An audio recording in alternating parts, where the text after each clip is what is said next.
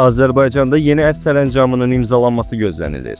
Prezident yanında əfv məsələləri komissiyası artıq iclasları başa çatdırıb. Hazırlanan siyahılar Prezident İlham Əliyevə təqdim ediləcək.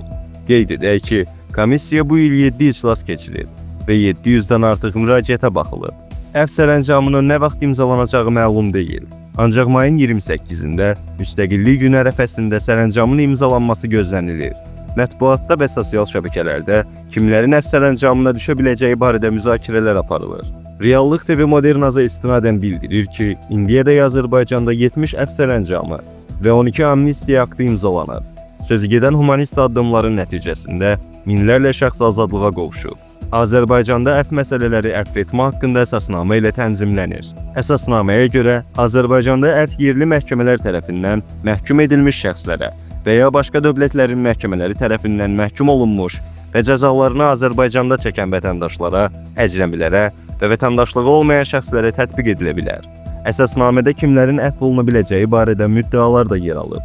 Belə ki, islah işləri, azadlığın məhdudlaşdırılması, intizam xarakterli hərbi hissədə saxlama, hərbi xidmət üzrə məhdudlaşdırma və böyük ictimai təhlükə törətməyən cinayətə görə azadlıqdan məhrum etmə növündə cəzaya məhkum olunmuş şəxs hökm qanuni qüvvəyə mindikdən sonra əfv oluna bilər. Az-ağır cinayət törətməyə görə azadlıqdan məhrum etmə növündə cəzaya məhkum edilmiş şəxslər isə əfv edilmək üçün cəza müddətinin ən azı 1/3 hissəsini çəkməlidir. Ağır və xüsusilə ağır cinayət törətməyə görə azadlıqdan məhrum etmə növündə cəzaya məhkum edilmiş şəxs cəza müddətinin ən azı yarısını çəkdikdən sonra əfv oluna bilər.